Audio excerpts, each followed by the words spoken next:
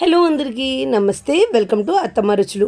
ఈరోజుటి వీడియోలో మజ్జిగ మిరపకాయలు, చల్ల మిరపకాయలు, అలానే ఊర మిరపకాయలు అని వీటిని అంటారండి. అవి ఏ విధంగా ప్రిపేర్ చేసుకోవాలి, మరి దానికి కావాల్సిన పదార్థాలు ఏంటి, కావాల్సిన కొలతలు ఏంటి అనేది ఈ వీడియోలో వివరంగా చూపించబోతున్నాను. ఈ వీడియోని ఎక్కడా స్కిప్ చేయకుండా చివరి వరకు చూసేయండి.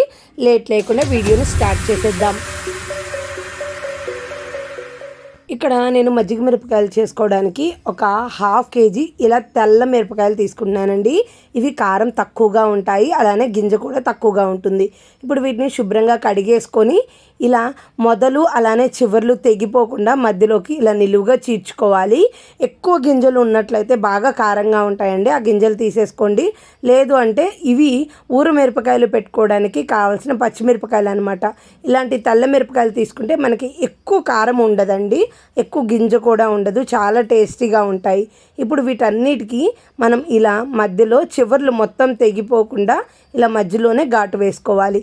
ఇలా ఈ ఘాటు వేసుకున్న ఈ మిరపకాయలు మొత్తాన్ని పక్కకు పెట్టేసుకోవాలండి. ఇది నేను కేజీకి చూపిస్తున్నానండి. మీరు 10 కేజీలు ఊరు మిరపకాయలు చేసుకోవాలన్నా, ఎక్కువ చేసుకోవాలన్నా ఈ కొలతల్ని డబల్ చేసుకుంటూ వెళ్ళడమే. చూసారు కదా, ఇలా నేను ఉన్న మిరపకాయలు మొత్తాన్ని ఇలా ఘాట్లు వేసేసుకొని పక్కకు పెట్టుకున్నాను. ఇలా పక్కకు పెట్టుకున్నాక ఒక బాక్స్లోకి నేను 1/2 లీటర్ కమ్మటి పెరుగు తీసుకుంటున్నాను. పుల్లటి పెరుగు కాదండి, కమ్మటి పెరుగు మాత్రమే తీసుకుంటున్నాను. ఈ కమ్మటి పెరుగులో నేను రుచికి సరిపడా ఉప్పు వేసుకుంటున్నాను. సుమారుగా చెప్పాలంటే ఒక 60 గ్రాముల ఉప్పు వేసుకుంటున్నాను. అలానే ఒక 30 నుంచి 40 గ్రాముల వాము పొడి వేసుకుంటున్నానండి. ఈ వాముని దోరగా వేయించేసుకొని ఇలా పౌడర్ చేసేసుకున్నాను. ఆ పౌడర్ని వేసుకోవడం వల్ల మనకి మజ్జిగ మిరపకాయలు మరింత రుచిగా ఉంటాయి. అలానే ఒక స్పూన్ వరకు పసుపు కూడా వేసుకొని కలుపుకుంటున్నాను. అలానే ఇందులోకి నిమ్మరసం కూడా వేసుకుంటున్నానండి. టేస్ట్ అయితే చాలా చాలా బాగుంటుందన్నమాట. వీటన్నిటిని బాగా కలిపేసుకొని ఇప్పుడు ఇందులోకి నేను ఒక 1/2 లీటర్ పెరుగుకి 1/2 లీటర్ వాటర్ వేసుకుంటున్నాను. చిక్కటి మజ్జిగ చేసుకుంటున్నాను, మరి పల్చటి మజ్జిగ చేసుకోవట్లేదు. ఇప్పుడు ఇందులోకి నేను ముందుగా కట్ చేసి పక్కకు పెట్టుకున్న మిరపకాయలను కూడా వేసేసుకొని ఇలా లోపలికి నొక్కేసుకుంటున్నాను. మిర్చి మొత్తం లోపల మజ్జిగలో మునిగేంత వరకు ఇలా ప్రెస్ చేసుకుంటూ మనం వేసుకోవాల్సి ఉంటుంది. ఇవి 2 సంవత్సరాలైనా అస్సలు పాడవండి. మనం కరెక్ట్గా పర్ఫెక్ట్గా స్టోర్ చేసుకున్న, బాగా మంచిగా ఎండబెట్టుకున్నా కానీ పురుగు రావడం కానీ లేకపోతే ఇవి పాడైపోవడం కానీ అలా ఏం జరగదు. మూత పెట్టుకొని 3 రోజులు ఊరనివ్వాలి.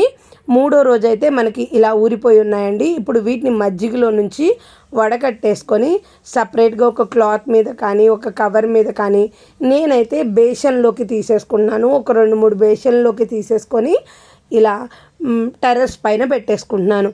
మీకు ఎండ ఎక్కడ బాగా తగిలితే అక్కడ పెట్టేసుకోండి. ఇప్పుడు ఇలా ఎండిన తర్వాత ఇవి 3-4 గంటప్పుడు తీసేసుకొని బాగా వేడిగా ఉన్నప్పుడే ఆ వేడి వాటిని తీసుకెళ్ళిపోయి మజ్జిగలో వేసేసుకోవాలి.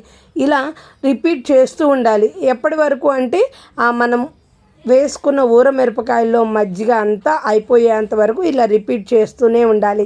పగలు ఎండబెట్టేసి మళ్ళీ ఈవినింగ్స్ మళ్ళీ మజ్జిగలో వేసేస్తూ ఉంటే ఒక 3 రోజులకి 4 రోజులకి అంటే 3-4 సార్లకి మజ్జిగ మొత్తం అయిపోతుందండి ఫైనల్గా. ఆ టైంలోనే మనం ఫైనల్గా బాగా ఎండిపోయేంత వరకు ఎండబెట్టుకోవాల్సి ఉంటుంది. చూడండి, ఇలా చక్కగా ఎండిపోయినాయి. ఎలా అంటే మనం ఇలా తుంచితే పళ్ళుని సౌండ్ రావాలి, అలానే ఇలా పర్ఫెక్ట్గా ముక్క మెత్తగా లేకుండా విరిగిపోవాలన్నమాట. ఇలా ఎండితే మనకు సంవత్సరం కాదు కదా, 2 సంవత్సరాలైనా సరే చెక్కు చెదరకుండా ఉంటుంది. మనకు కావాల్సిన మిరపకాయలు తీసుకొని కొంచెమే ఆయిల్ తీసుకొని ఇలా వేయించుకోవాలి. ఎందుకంటే ఈ ఊర మిరపకాయలు ఇలా వేగిన తర్వాత అడుగున కొంచెం రవ్వలాగా తేలుతూ ఉంటుందండి గసి. ఆ గసి మొత్తం ఆ కూరల్లో వాడితే ఈ ఆయిల్ మంచిగా అనిపించదు. కాబట్టి కొంచెం ఆయిల్లోనే ఈ ఊర మిరపకాయలు వేయించుకోవాల్సి ఉంటుంది. ఇవి పప్పుచారు, రసము, సాంబార్ కాంబినేషన్లోకి, పులుసు కూరల కాంబినేషన్లోకి అదిరిపోతుంది. అంతేకాదు, మీరు ఎండుమిరపకాయ ప్లేస్లో తాలింపు కూడా ఇవి వేసుకున్న కూరలు రుచిగా ఉంటాయి. ట్రై చేసి టేస్ట్ ఎలా వచ్చిందో కామెంట్ చేయండి.